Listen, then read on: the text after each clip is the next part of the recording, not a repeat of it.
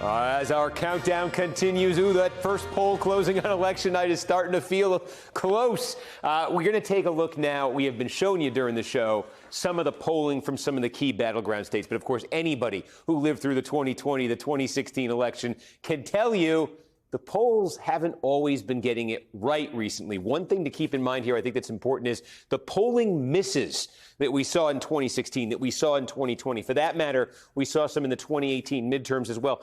They haven't really been evenly distributed. They haven't been every state missing the same way. There's been one particular region of the country where the misses, the gap between where the polling is and where the election results end up, has been most pronounced. That's the Midwest. And so with that in mind, there's two states in particular that are crucial to that battle for Senate control this year, where there were some significant polling misses, both in 2016 and in 2020. They are Ohio and Wisconsin. I want to show you this. This is in 2020. This is what the final poll average looked like in each one of those states. Remember, Ohio's got that big Senate race this year. J.D. Vance, Tim Ryan. Wisconsin's got the Senate race we were just talking about. Mandela Barnes, Ron Johnson. So the final numbers in 2020, the average, Trump was leading Ohio by a point. We were talking about, could Biden win Ohio? And Biden seemed to be in control in Wisconsin. 6.7 was his average lead. There was a poll that had him up 17 points close to the election. One poll was out there. Here's what actually happened in those states. Biden did win Wisconsin,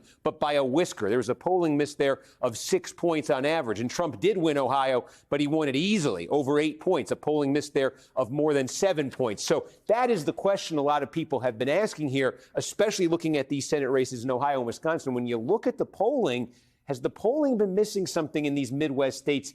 And have the pollsters figured out what it is? What's going on in those Midwestern states in particular? Well, joining us now is a perfect person to ask. He is Charles Franklin. He's a professor of law and public policy at Marquette University, and he is the director of the best poll in Wisconsin, the Marquette Law School poll. They were just out with a new poll this week.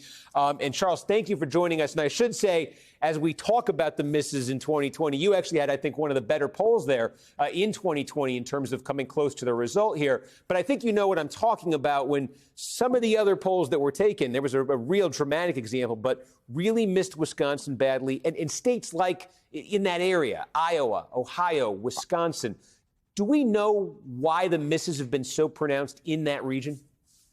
Well, everybody in polling has been working hard to address that, and we've done what we've identified. But the fear is that Trump supporters have been less willing to respond to polls, and so we've adjusted things to try to capture those Trump voters. But even so, we've underestimated the Trump vote, even as we've gotten the Democratic vote pretty well. Now, we were badly wrong. Everybody was badly wrong in 2016. We improved a bit in 2020. And there was, as you've said, a lot of variation in the errors. But one of the things is blue-collar workers. Folks without a college degree in the Midwest make up a particularly large share. Well over 60% of registered voters in Wisconsin don't have a college degree.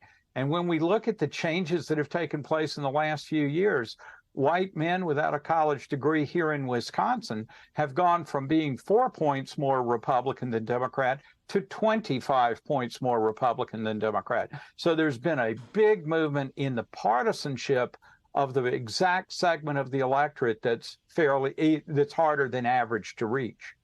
Yeah, so I'm curious, as a pollster, how do you look at, you came out, as I said, this week with a poll in the Senate race with Ron Johnson ahead.